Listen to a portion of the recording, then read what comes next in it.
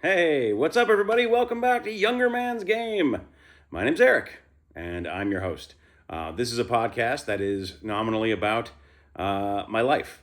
And at the moment, my life is about an upcoming trek on the Pacific Crest Trail, a very scenic footpath that takes you from the US Mexico border, 2,650 miles all the way north to the US Canada border. And I am getting ready to head out there very soon. So this podcast is essentially about that. And I think the title of the podcast, Younger Man's Game, comes from a song that I like very much. And it kind of refers to, finding your way in life at your own pace, in a way that might be out of step with conventional timing or chronology. But if it's right for you, then that's your path. That's what you're supposed to be doing. And that's kind of like what this podcast is really about. And in a broader sense, I think there's a lot of applicability to all the things that I do in my life.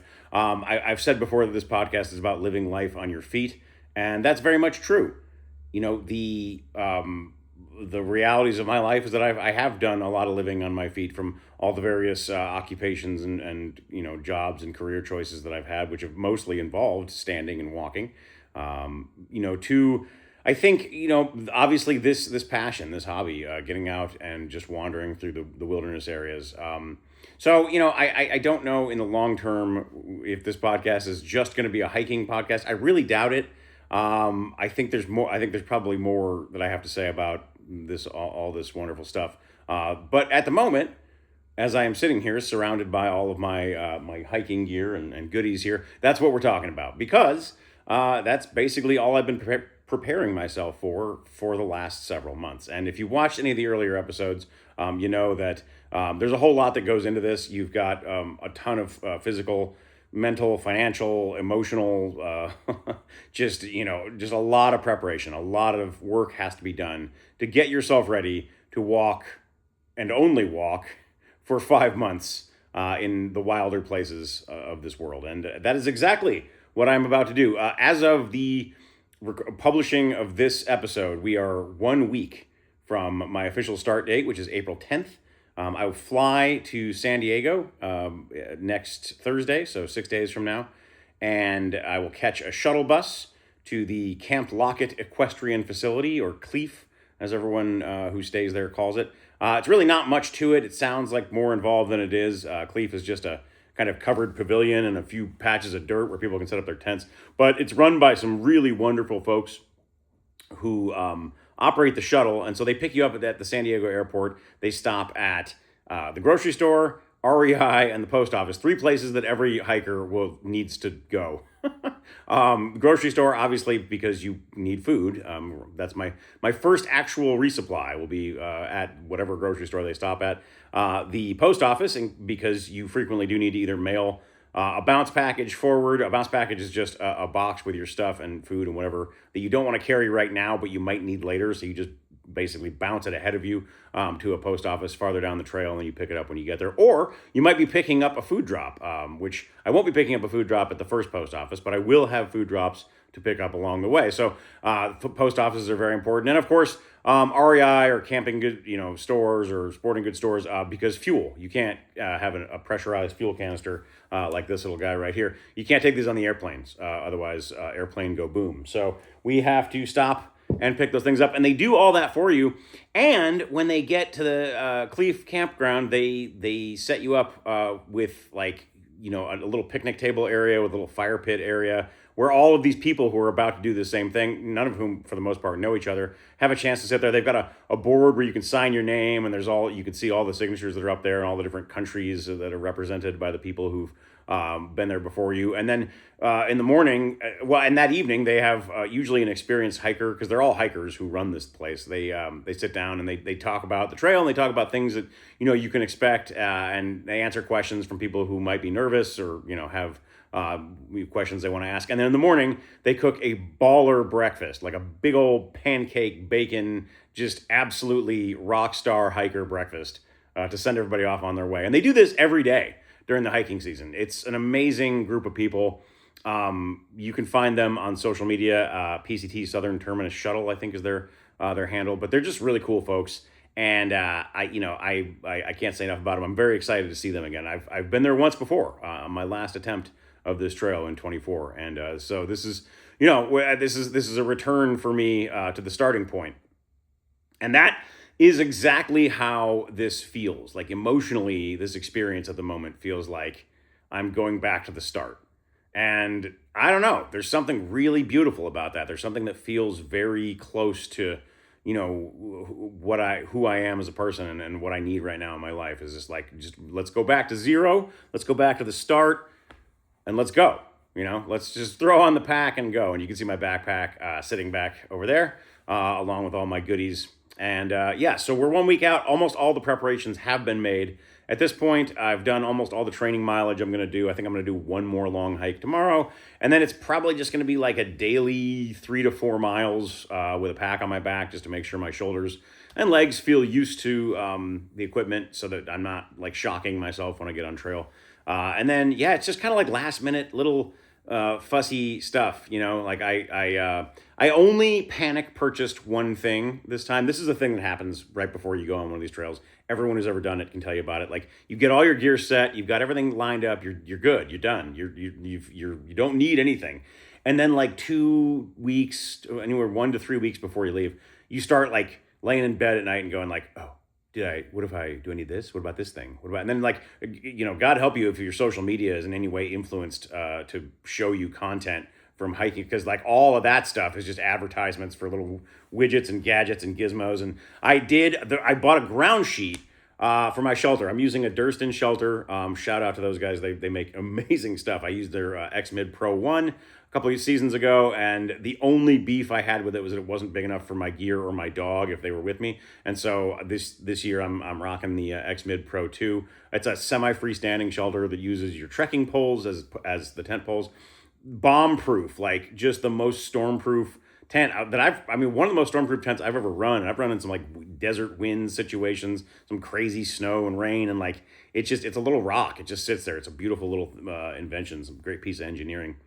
But it's a super, super lightweight. It's like I think it's like just over a pound. I mean, it's crazy. But the reason it's that lightweight is because it's made out of Dyneema, which is a type of nylon that is like paper thin.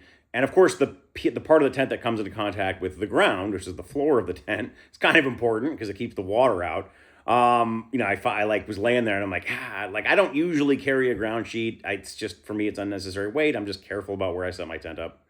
But I did it. It's extremely lightweight. They sell one for like $50, and so I panic bought a ground sheet for my tent. So hey, at the very least, it'll make cowboy camping a lot more clean and easy. Cowboy camping, by the way, is just when you camp without a tent. It's a thing, especially in the desert, because it's nice. Although I have cowboy camped and then woken up in the middle of the night during a snowstorm, which is no fun.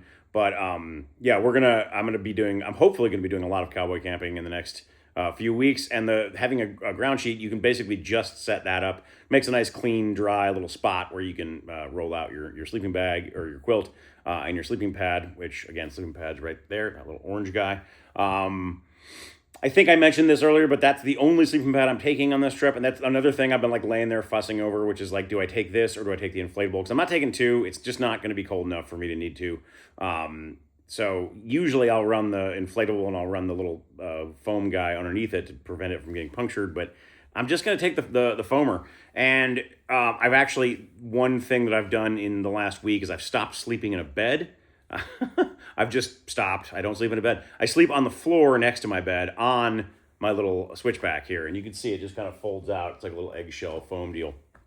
And why did I do that 2 weeks ahead of my hike? Well, when you're like a young, spry person in your 20s, like you can just go to sleep on the ground and nothing is different for you about that than going to sleep in a bed. Get a few more decades under your belt, and the first night that you go to sleep on the ground, you will not sleep very well. You're going to be in all kinds of achy, painful stuff. And then you just feel tired the next day. And it's just because my body is so used to sleeping on a nice, soft, cushy bed that it just takes a few nights for it to like switch gears, because eventually all your muscles and your joints and stuff figure out that you're resting on a hard surface, and they kind of like, it's like you're sleeping, but like there's your muscles and joints are like kind of engaged a little bit to like hold your posture and hold your body steady, and like eventually it results in what I think is like the best sleep I get anywhere. sleeping on the ground. But it takes a few nights, and I don't want those few nights to be this like concurrent with the time when I'm having to adjust to doing massive mileage and, of course, getting the elevation gains that I'm not able to practice for here in the flat but lovely state of Michigan. So it's going to be, so basically what I did was I just started sleeping on the ground ahead of time. And by now I'm a week into it, sleep like a baby. So I've got that knocked out. The dog is concerned. He does not know what the heck is going on. I mean, look, I imagine he likes it. He gets the entire human-sized bed to himself every night. But when we go to bed now, I lay on the floor, and then he gets up on the bed, and he just like hangs his head over the bed and looks at me like, "Are you okay, man? Like, why are you?" I mean, I'm like, look, I get it. I'm a dog. I sleep there most nights, but this feels backward to me. Anyway, I'm loving it. That's kind of the only thing. And then the only kind of pre-run up thing that I'm doing to kind of get my body ready.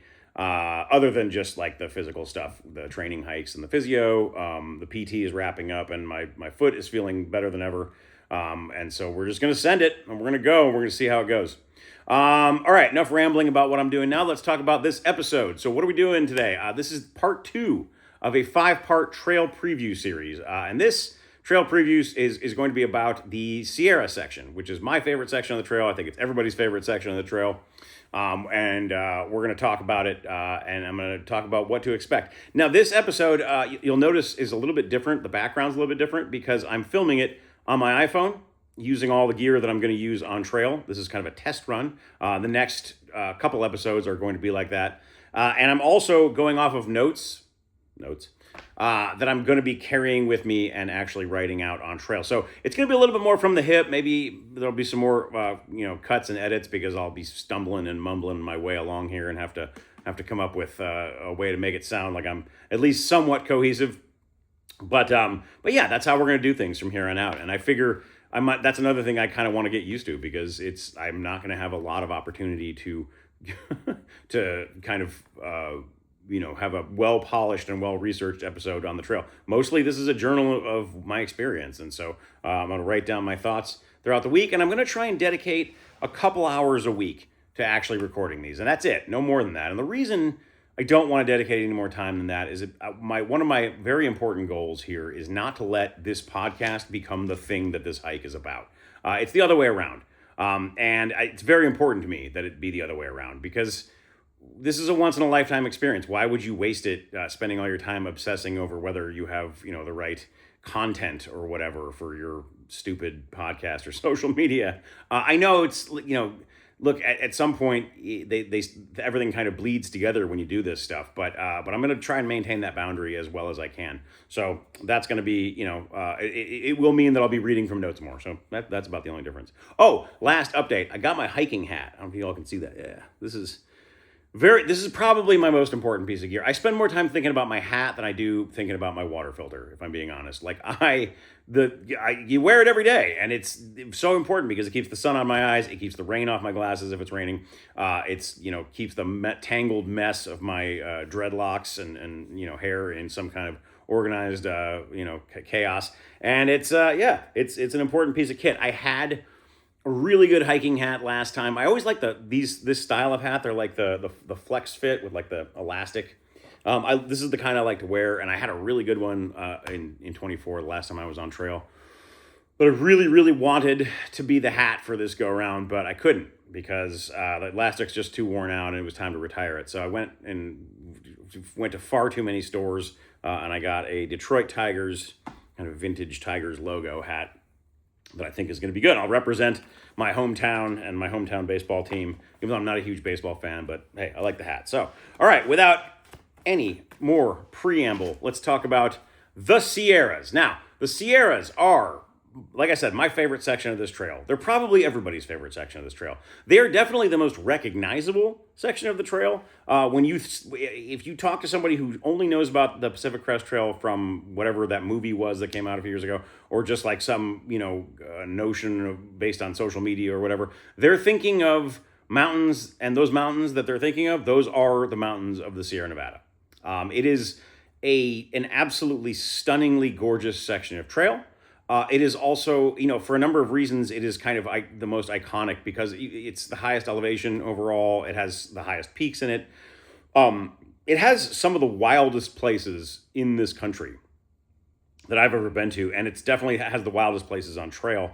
And it has some of the most challenging, hazards that you might run into, both from a sort of just general altitude and topography sense, and then also, of course, like in just terms of like wildlife and the terrain and the water crossings, and there's just a lot of things that happen in the Sierras that are very unique to the Sierras, and I think it makes for probably one of the most, I think, like I said, recognizable and iconic sections of the hike. It is the section that I'll be hiking into after I leave the desert. If you recall from the last episode, for those of you who watched it, all like three of you, it was, the desert is about a 700-mile stretch. But of course, the end of the desert is a little bit up for debate based on who you ask and how you define it. So it goes with the Sierras. The Sierra Nevada mountain range, geologically, they start around like mile 550 or so. If you look at a topographic map, you can see kind of where you leave the desert and enter into these foothills. And the foothills you enter into are actually the beginning of the Sierra Nevada mountain range. Although they're not in any way, they don't look anything like what you're going to experience. And most hikers don't consider that the start of the Sierras. And likewise, the ending of the Sierras in terms of geology isn't all the way up until a little, like around mile 1300. There's a little resort town called Belden. That's technically where the Sierra Nevada mountains end. However, that is not where hikers think of the ending. So for hikers, the Sierra Nevada section of the trail goes roughly from Kennedy Meadows, which is mile 702, to either South Tahoe or Donner Pass, which are very close to each other. They're about 1,100 they're at about the 1,100 mile mark.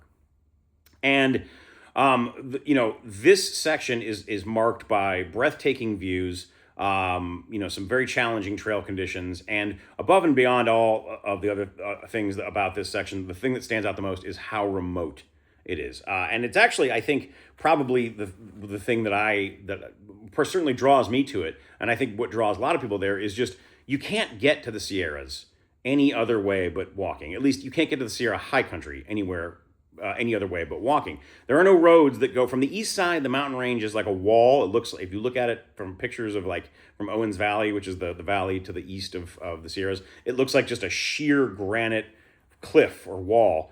From the west, it's a little more gentle sloping, but it's still, the roads stop right around the beginning of the national parks in Sequoia. And if you want to go east of there into the high country, you're on foot, or you could go on horseback.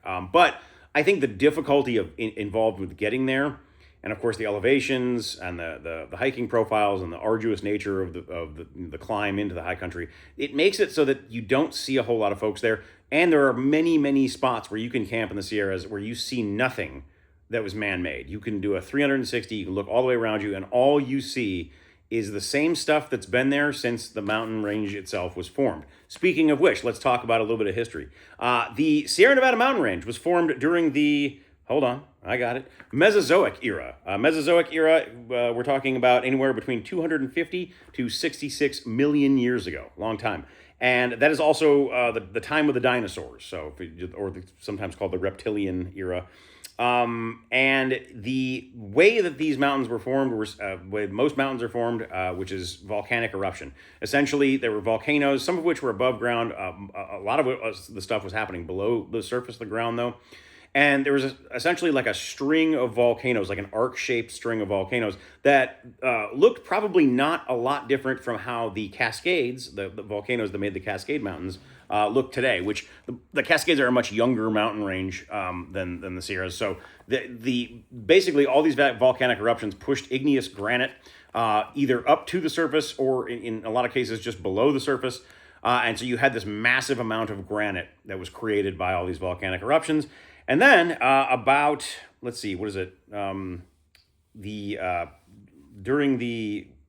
guess this would be just after the Mesozoic era.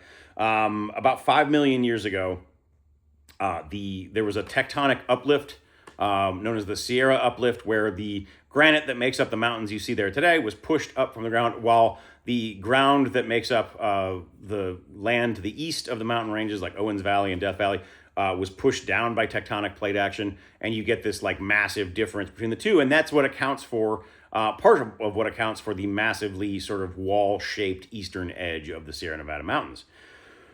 The Remaining work to be done on this mountain range was done by water, and it was done at first in the form of glaciers. Essentially, during the Ice Age, which is also known as the Pleistocene epoch. Look at me with all my fancy $6 words. By the way, all the sources for this episode are pretty much taken from the NPS, National Park Service website, and the PCTA, Pacific Crest Trail Association website. And both of those are really cool websites. I recommend you go check them out, especially if you have any interest in this trail.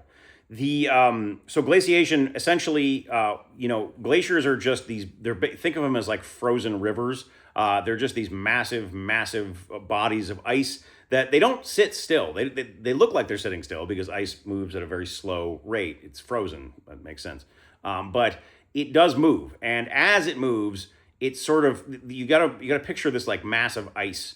That's just a mile thick, right? And it's so big that it's so heavy that as it moves, it just sort of grinds and scrapes its way along the earth underneath it, and it takes the rocks, all that granite from those eruptions millions and millions of years ago, and it pushes it and scrapes it along with the bottom of the glacier, and it ends up forming essentially like a river channel for the glacier, but it's a big, wide, bowl-shaped indentation in the rock that is formed by the glacier. And then when the glaciers recede and melt, what you are left with is what you see when you walk through the Sierra Nevada mountains. They're these big, wide, beautiful, bowl-shaped amphitheaters of granite. I mean, they're stunning to look at. They take your breath away. They're so just larger than life. And you'll see, like, you'll be in a valley, like in Kings Canyon National Park, for example. You'll be in the canyon itself, and you'll just see this, like, it goes on for just as far as the eye can see. This just massive sort of V-shaped indentation in the mountain that you're walking through, and then on either side, as you go along, mile after mile, you'll see these like cutouts in the canyon that those themselves are also these like bowl-shaped amphitheaters of rock. And they're called hanging valleys or cirques. CIRQUE, like Cirque du Soleil. And those are that's the geological name for these like hanging valleys that get carved out by glacier action. So next time you're at pub quiz and somebody asks about a hanging glacial valley, you got this, baby! It's called a cirque. And you see them all over the place. And because, the glaciers are still there, minimally, there's and fewer as the years go by, but there is ice that stays all year round, especially at the high elevations. But it is, as it builds and melts over the seasonal sort of temperature changes every year, it creates a lot of running water. And because these valleys are kind of hanging, it means you've got a lot of waterfalls, you've got tons of rivers and streams, and you have just thousands of these little alpine lakes that dot the landscape all over the Sierra Nevada mountain ranges. That's kind of, I've heard one of my first times hiking there, an old timer at the time, who I imagine he was probably younger than me now, but he seemed like an old timer to me at the time. He said a phrase that he learned when he was a Boy Scout, 20, 30 years before that, which was only a fool carries water in the Sierras. And it's true. I mean, there's just the lakes, the rivers, the waterfall. There's so many places to refill your bottle and your bladder up there. And so it's this kind of like alpine wilderness that is really just kind of, it's all about stunning views everywhere you go. And so, you have, let's see, we're going to, so in terms of like the vegetation, the forestry that you see up there, it's mostly coniferous. So pine trees, and there's jack pines on the eastern slope. There's white pine is common up in the high country. You have the whatchamacallits, I want to say sequoia, or you have redwood. You have redwood on the western slopes. I mean, so there's a ton of different kinds of conifers growing everywhere. And then at the higher elevations, you've got kind of tundra environments, so like smaller, scrubbier plants and bushes. The snow line or the tree line, which is anywhere between 10 and 11,000 feet, frequently the mountains will exceed that tree line. So there's a lot of just like bare surface too. There's a lot of like bare exposed rock faces with nothing but glacial ice and snow on them. They kind of just reach up and form these spires all around you as you hike through the high country, and it's really, really beautiful. And speaking of high country, another feature of the Sierras is that it is the highest elevation, both the average elevation you're going to experience, and it features some of the highest points on the hike. The highest points on the hike. So you're never really in the high country up there. You're really never below about 8,000 feet of elevation. I mean, it rises and falls as you go up and over these passes and through the valleys in between them, of which there are many. I think you go over like 13 or 14 distinct mountain passes in the Sierra section, and each one is a little switchbacky climb up and over the pass, and then a switchbacky descent down the pass, and then you sort of rinse and repeat. And every time you do that, you're rewarded with another absolutely gorgeous valley filled with lakes and trees and all kinds of little woodland critters, and it's just gorgeous up there. The highest elevation point in the Sierras is Mount Whitney, which is actually also the highest elevation point in the lower 48 states, the continental United States. It stands at 14,505 feet or 4,421 meters for those outside the U.S. And the highest pass that you're going to cross over also is actually not far from Whitney. It's called Forester Pass. It's 13,153 feet or 4,009 meters. And it is, the altitude here is a factor in the Sierras in a way that it really isn't in the desert. I mean, you go over San Jacinto and it's over 10,000 feet, so it's up there. But you don't spend day after day in the high country going over these passes that can be 10, 11, 12,000, 13,000 feet. So acclimating to elevation is a thing in the Sierras that you have to be aware of. And the thing about altitude and the resulting sickness that you can get from being in altitude is that it's kind of funny. It's definitely correlated to like what kind of physical shape you're in. Obviously, the better your cardiovascular shape, the less likely you are to experience altitude sickness. But that doesn't mean really much because above and beyond a certain level of fitness, it is a little bit random, the people it affects and the people it doesn't affect. And it also can not affect you for some amount of time. And then all of a sudden, one day you drive up to the high country, you hike up to the high country, and you feel altitude sickness. So it's just one of those things you got to kind of watch out for. The good news is that if you do feel any symptoms of altitude sickness, you can just hike back down to a lower elevation and hang out for long enough to let your body acclimate, maybe camp for a day or two, and then you try it again and you just keep going that way. It's not the biggest deal in the world. If you don't deal with it, if you get altitude sick and you stay altitude sick, there are very serious health consequences that you can run into. So if you ever do experience any symptoms of altitude sickness, you do want to go back down to a lower elevation and try to acclimate your body. But I've never been one to have a problem with it in all the years that I've been up in those mountains. So let's hope that continues on this hike. But we'll see. It's the parks and national forests that you go through are some of the most iconic national parks in the country, including Yosemite, including Kings Canyon National Park and Sequoia National Park. They are, that's like the Hall of Fame for U.S. national parks. I mean, they're just remote and beautiful, and when you look at postcards of national parks, half the time people are thinking about these places. You also go through some national forests. I'll pass through Stanislaus National Forest, Humboldt, Toyabe National Forest, along with the John Muir Wilderness. So you go through a ton of wilderness areas, ton of national forests, ton of parks between Tahoe and Kennedy Meadows, and you're also like on this trail. You are your trail is coincident with the John Muir Trail, which is a shorter through hiking trail that exclusively travels through the Sierras. They're not totally end to end identical because, for example, the Pacific Crest Trail doesn't technically go up Mount Whitney. You pass by there's a trail junction near a place called Guitar Lake where if you hang a right and go, if you're Nobo, I should say, and you hang a right and go east, you'll take a short but steep trek up to the top of Mount Whitney, whereas the John Muir Trail, actually one of the terminuses of it is Mount Whitney. So, but for the majority of the John Muir Trail, it is also the Pacific Crest Trail. At the other end, they split off in Yosemite. The closest to the actual like Yosemite Valley that the Pacific Crest Trail ever gets is a place called Tuolumne Meadows, which is a smaller sort of campsite in Yosemite that you have to drive to a fair distance.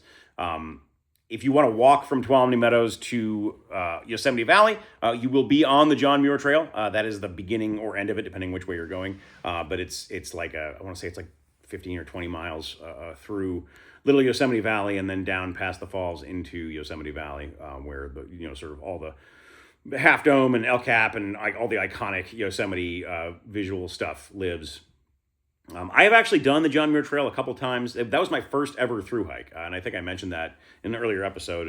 In 2008, I hiked it. It was one of the first place I met PCT through hikers and decided that I was one, or wanted to, or aspirationally at least was one. But I recommend it if you're thinking about getting into through hiking. It's good because it features all the things that you have to think about in through hiking.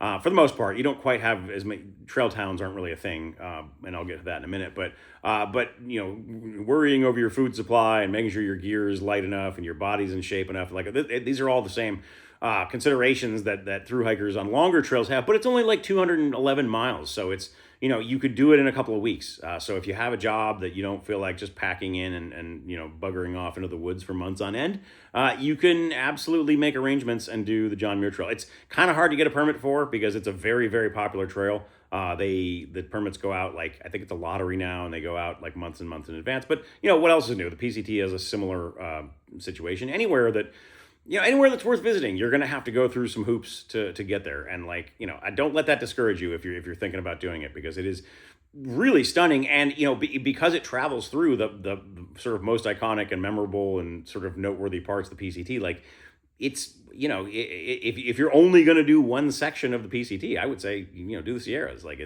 why not? Right. Like you're going to see really, really beautiful stuff there, and it's definitely worth the trip. I almost don't want to encourage people to do it because I'm jealous of my Sierras, my beloved Sierras, and I don't want them to be over trammeled by endless throngs of hikers. But look, as long as you are employing leave no trace camping principles, and you are conscious of maintaining the wildness of these wild places, go enjoy the parks. That's what they're there for, and enjoy them while you can, because feel like we're not in the most park friendly environment these days. Okay, so climate. So climate on the JMT. Climate in the Sierra section of the Pacific Crest Trail is largely the same as the rest of Central California around it, which is to say it's fairly mild year round, with one exception, of course, which is that because you're at elevation and because you're in the mountains, you have other considerations when it comes to weather. Mountains are weather makers. I think I mentioned this when I was talking about deserts in the last episode.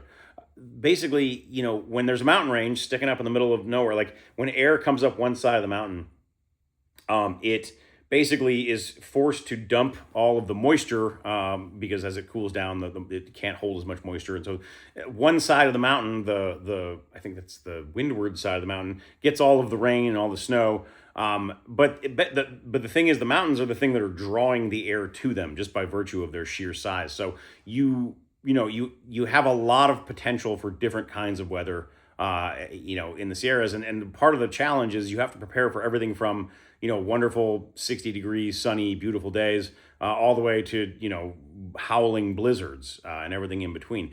Because one of the things that happens with altitude is that it gets colder. Anyone who's ever done a hike at elevation will know this, but the math is you lose about 4 or 5 degrees of ambient air temperature for every 1,000 feet you go up from sea level. So if it's 100 degrees at sea level, 5 times 10, it's 50 degrees at 10,000 feet.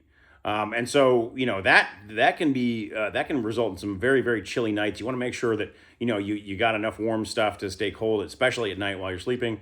And stay dry in the event of storms. I've been, my record in the Sierras was I had 6 consecutive days of rainstorms where I just was walking in the rain for 6 days. And morale takes a hit, I will tell you, after 6 days of walking in the rain. Nothing stays dry. I mean, look, everything that hikers carry with them is in like some kind of Ziploc bag, and we've got our pack liners and rain gear and all this stuff that's designed to keep stuff dry. After 6 days, precious few things in or on your body or your pack are dry, and it sucks. It can be a real. You're not as thrilled about the breathtaking experience of mountain fun times after 6 days of rain, but you got to prepare for it. But it could be anything from that to just these like idyllic mountain summer days where it's just sunny and beautiful and the air has a slightly crisp, coolness to it, and it's absolutely paradise. So you kind of just got to prepare for prepare to be I guess expect the unexpected when it comes to weather up there. Trail towns. So there's really not much in the way of towns. That's the sort of defining characteristic of this section of the hike. A lot of hikers who haven't been to the Sierras before, especially when they're planning a through hike like this is like kind of a thing they think about, and like they're maybe even a little worried or obsessed about, which is this idea of like not being able to resupply food in the Sierras. And it's because you don't have a lot of, there's, like I said, there's like, it's almost a 200-mile or over 200-mile stretch where there's just no option to resupply. So you're basically carrying from about Kennedy Meadows to, I think it's VVR, Vermilion Valley Resort, like, which isn't a town. It's just like a little hiking and fishing resort that you can get to by way of a boat ferry. There in between those 2 points, there's nothing. So you got to carry all your food. If the snow has melted and you have access to the lakes, which I anticipate I will this year. One great thing about the Sierras, though, that is a little unexpected, and if you didn't, you could be forgiven for not knowing about this if you have no experience with them, is just how much food is swimming around in those lakes. The Sierras, they never had like a native trout population. Trout are not native to the Sierras, but in the 1930s, during the Depression, there was an organization, a government organization called the Civilian Conservation Corps. And the job of the Conservation Corps was to give people jobs who didn't have them. And so there were all kinds of projects where people they're just sort of like public works-y kind of things that people were out doing just so that they would have a job and be able to feed their families. And one of the things that they did was go to like every lake in the Sierras and dump trout in there. They stocked every lake, of course, it's like, look, it's a job, people. But then the other line of thinking is like, well, this is like a recreation area, and like, well, wouldn't it be great if everybody can go fishing and catch trout there? The great idea. I mean, the problem, of course, like a lot of things that humans come up with, is that it wasn't really in step with the ecology of the area. Trout are not native to the Sierras, and as such, they have no natural predators. So, of course, they get in there and they just go bug fuck, and they just take over the whole ecosystem, and they eat all the little like amphibians and tiny fishes that were native to the lakes and the ecosystem there. And so now they like are trying to get rid of them, and have been forever, trying and failing to get rid of the trout, because trout are really good at reproducing and taking over an area where they don't have a lot of natural predators. So you have to have a fishing license up there, but I've never seen anybody get a ticket for not fishing without a license. I've heard of people getting tickets for throwing trout back. Basically how it's supposed to go is if you catch a trout there and you're not going to eat it, you just bash it on the rocks and let the bears have it. Because they're trying to get rid of them. By the way, if you're bashing on the rocks and letting the bears have it, please don't do that anywhere near your campsite. We'll talk about that in a minute, but the point is the lakes and streams up there are just bursting with trout. I have a small folding fishing pole and a spinner lure that I'm going to send to Kennedy Meadows. I'm just going to carry to my pack for the Sierras, and if my past experience there is anything like the current state of things up there, you pretty much throw the spinner out into the water, and when you pull your hand back, you got a trout on there. And you just do that as many times as you want until you have enough trout. And they're not huge. They're probably like, big. When you clean them and gut them, it's appetizer sized trout. But if you eat 4 or 5 of them, they make a great meal. And so I'm anticipating eating a lot of fish for those few hundred miles to the Sierras. And I'm very excited, because who doesn't like fresh trout? Okay, what else is going on up there? So in terms of what to expect in the Sierras, you have, like I said, it's high elevation, so you're going to have elevation-related things to deal with. It takes a minute to acclimate. Sleep can be you can come and go in those first few nights when you're in altitude. Eventually, your body kind of normalizes and figures out what's going on with the reduced amount of oxygen in the air. But that's something to kind of watch out for. Obviously, the climbs and descents up to and down from all the passes will be a workout for sure. So I'm looking forward to getting those hiker legs fully in before I get to Kennedy Meadows and have to do all those climbs. Obviously the water up there, there's so much water that it's both a blessing and a curse. For all the reasons I mentioned, it's great to not have to carry water, and there's fish and all that stuff. But because the snow melt in the Sierras comes down through the rivers, that some of which the trail crosses, There are a lot of water crossings up there. So one thing to watch out for when you're in the Sierras is you have to know how to cross a river. And there's a right and wrong way to do it. I'm not going to get into it in this video, but you got to know what you're doing. They can be dangerous. You're talking about a big volume of extremely cold water that's moving very fast through a narrow channel. And anytime those criteria are in place, you got to watch your butt if you have to cross that in the river. A lot of the bigger rivers have bridges over them, and to my knowledge, all of the bridges are intact. Some of them had been washed out in recent seasons, but I believe they're all up and running.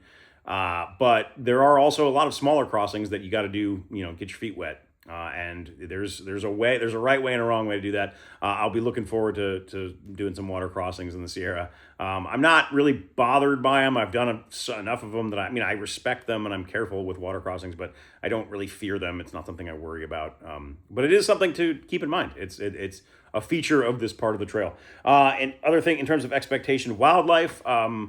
Lots of critters in the Sierras that you don't really see before you get there. The marmot, you don't see the marmots until you get there, and I love the marmots. I think I might be a marmot. I think it's possible that I was a marmot in a past life, because hear me out. They're these big, chonky rodents. They're basically like giant, fat squirrels. So but also they sleep for 9 months a year. I mean, come on, who doesn't? And they spend the rest of their time stealing people's food. So as I've already mentioned, I'm a big fan of stealing hikers' foods. I might be a marmot, but you see those guys up there. They're adorable. They look like groundhogs on steroids. They're like these big giant monster rodents, and they're climbing all over the rocks up there. Lots of birds, lots of reptiles, and all the stuff, and then of course the big cuddly black bear, the North American black bear. You see those up in the Sierras. They technically do live in other parts of the trail that I'll pass through before the Sierras. Like the San Bernardino Mountains have a bear population, but it's 2 bears. It's very small. The Sierras where you start running into them in numbers. And those numbers are growing, actually. The conservation efforts up there have increased the population. So hopefully we'll get to see some black bears. In my experience, they don't hang out as much at the higher elevations in the high country, just because if you think about what a bear's life is like they spend 6 months a year sleeping. They got to eat their 12 months of food, and the other 6 months, 90% of what they eat is bugs. And bugs live in rotting logs, and above a certain elevation, decomposition, rotting, slows down to the point where it becomes non-existent. And so you're going to have way less in terms of all the little bugs and grubs and worms that the bears eat. So they don't really hang out at those high. A bear will go over a mountain pass in search of new territory or looking for food. It's not unheard of to see them. But in my experience, the Western Sierra is where you see all the black bears. Down in the lower elevations where there's more vegetation and undergrowth on the forest floor. But the Sierra section is the first section where I will be required to carry the dreaded, beloved, mystic, legendary bear canister. Bear can, as you can see, let me lean back a little bit. It's just a big old heavy-duty polycarbonate container with a very difficult lid. It's got a locking mechanism on it. And that locking mechanism is, in fact, bear-proof. So you got to carry these pretty much from Kennedy Meadows to, I want to say Tahoe, but I know there's places north of there where they're required as well. The heavy-duty, strict required area, though, is Kings Canyon, Sequoia, and definitely Yosemite. They don't mess around in Yosemite. You got to have it all the way around. And, look, I don't mind the bear can as much as other hikers. Hikers love to bitch about these things because they weigh... this thing's a pound or more, maybe it's even 2 pounds. So it's weight that you have to carry for no reason other than to protect the bear population. It's also, and this is actually the bigger beef that I think most hikers have with these. And if you look at this, in comparison to the pack that I'm carrying, it's about the same width. Now my pack, if I'm really careful with it, I can actually get my bear can in there sideways up at the top, which is a big deal. But if you can't do that, then this is almost the whole volume of your pack. And that super sucks because you already have hikers spend a lot of time getting things dialed in just right for their needs when they're on the trail. And then to all of a sudden have to add this freaking big clunker in there. It's a pain in the butt. But here's a sneaky advantage of the bear can. It makes an excellent campsite table. So you can eat your meals on there or put your stove on there. It also makes a great stool you can sit on. If you get into a physical confrontation, you can bludgeon someone with it. It's a very no, it's not as bad as I think a lot of people make them out to be. I don't. I guess I lived in California and hiked in California for so long that I just got used to them. I don't mind them nearly as much. I've run into through hikers. I ran into a guy in 24 who was carrying his bear can the entire way, which some people do. It's very few, but some people do. And shout out to those absolute warriors who are willing to just walk all 2,700 miles almost, carrying this big clunker in their pack. But look, it's to protect the bears, and I'm all like when it comes to humans versus bears in the backcountry, I'm on Team Bear. I don't, listen, this is their habitat. This is where they live. Why? If a bear comes into my house and is like rooting around in my kitchen, yeah, that dude's getting shot. But out in the backcountry, I mean, like I'm basically in his kitchen, right? I'm wandering through a bear habitat. Why would I expect the naturally occurring wildlife in that area to conform to my human need to carry unnaturally occurring calories into that environment? I think, using these cans and protecting the wildlife population there is the ethical way to visit the park. So I'm okay with it. It's a pain in the butt. It's inconvenient, but if you know me at all, you know that I am not a fan of convenience. I think convenience is a myth that we invented to sell, lounge chairs. But it's okay. You can do things that are inconvenient. You're still going to have a great hike. You're still going to you might enjoy the experience more. There might be an aspect of it you haven't considered that results in an even more meaningful, significant, and pleasant experience for the inconvenience that you're going to have to put up with. And like I said, you can always bludgeon someone with it in a pinch. So what else to expect up there? I think, let's see, just the remoteness of it all, the fact that, there's not much to be seen in terms of like human-made things. I am very much looking forward to Vermilion Valley Resort. That is kind of really one of the quote-unquote towns you pass through. And it's not a town, like I said, it's a little tiny fishing resort that you can technically get to by road, but I've never done it. I've heard that the road in there is like very sketchy and you got to have a high clearance 4-wheel drive to make it by vehicle. But if you are hiking along the Pacific Crest Trail or the John Muir Trail, which at that point in Kings Canyon are the same thing, you will come to a little trail junction at the base of a climb that has a little sign that just says VVR with an arrow pointing that way. And if you follow that arrow, you will come to the shore of a man-made lake.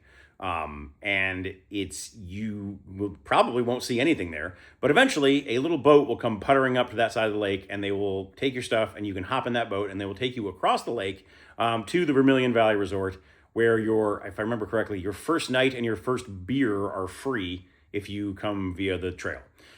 Which is just a nice touch. And they're wonderful, friendly people. They have a full kitchen there, which by that point, you are very hungry. So the hiker hunger has set in and you can smash a big old plate of food when you get in. They have all different kinds of accommodations there, from like yurts that are very cheap with bunk beds in them, all the way up to like kind of campers that are basically hotel rooms if you want to have like privacy in your own shower. You can do laundry there. And I believe they do take people out on the lake to go fishing. I've never actually gone out on a boat trip, but I think you can go out into deeper parts of the lake where you can catch much bigger trout. So I mean, it's a really cool spot. The other there's a few different places where you can stop in the Sierras. There's Red's Meadow, which is another kind of little resort. They famously have hot spring fed showers that feel quite good. And then there's the Muir Trail Ranch, which is just kind of like an equestrian ranch. I believe that's between Kings Canyon and Yosemite, if I remember correctly. They're not much I think you can camp there, but the biggest thing with them is that you can mail a 5-gallon bucket filled with basically a food drop to that place and then just pick it up when you get there. So that's I think I'm sending a bucket to MTR. I might just do VVR instead, but I don't know. These are the things. These are like the last minute decisions. Mailing food drops is going to happen in the next week. This is, like I said, as of publishing, we're 1 week out and all my prep is done. Okay, so good to know that the monitor I'm using runs out of battery after 45 minutes. Maybe I'll have to cut these episodes a little short. Well, yeah, like I said, so I've got like 1 week left before the hike, and the food drops will get mailed out this week, and the final decision about where I'm mailing the food drops will be postponed until the last minute, I'm sure. Whether I'm sending things to VVR or MTR is still kind of up in the air. I'll let you know. You'll know when I know. Anyway, that's it for this episode of Younger Man's Game. I am very excited to get this hike started. This episode will be published 1 week from the start date.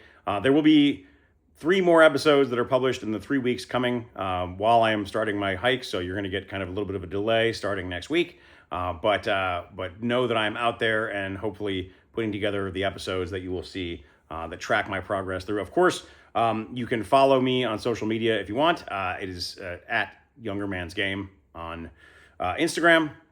Do also have a TikTok, but I haven't even bothered setting it up. And at this point, I don't think I'm going to. Honestly, it's funny because I set the Instagram up really to promote this podcast, but because the algorithm that runs my Instagram is like trying to find things relevant to the stuff that I'm posting, I'm getting a lot of like hiker content on my feed. And honestly, the more hiker content on my feed I get, the less I want to be a hiker content creator. That's why I'm kind of thinking of this podcast as a larger thing than simply just this hike. But for now, that's what it's about. And so if you want to follow along and see all the pictures in the video and whatever other goofy things I get up to while I'm on trail, the best place to find that is going to be at on Instagram at Younger Man's Game. I have also set up for the first time a way for people to support this podcast if that's something you want to do. I've had a couple people mention it, and I wanted to make it available. So, I've basically set up, I don't have anything formal like a subscription or anything, and I'm not probably going to do that. I'm not reliant on this podcast for my income, but, obviously anyone who wants to donate any amount of help and support to this podcast can do so. It'll go toward purchasing probably more tech gadgets, and then beyond that, just hotel rooms and cheeseburgers and beer along the trail. So if you want to participate in that, there's 2 different ways to do it. It's either Square Cash or Venmo, or Cash App, I should say it's called now. Either Cash App or Venmo. They're both just Younger Man's Game. So on Cash App, it's $ Younger Man's Game, or hashtag Younger Man's Game. And on Venmo, it's just at Younger Man's Game. So if any of you out there wanted to support this podcast and its ongoing activities, that's how you do it. And again, that's it's completely voluntary. I'm not expecting anything from that, but somebody asked, so I did it, and there it is. And that's about it for this week. So I will see you all next week, where we will talk about the NorCal section of the trail, which is everybody's next favorite after the Sierras. All right. Hope you all have a good week, and I'll see you soon.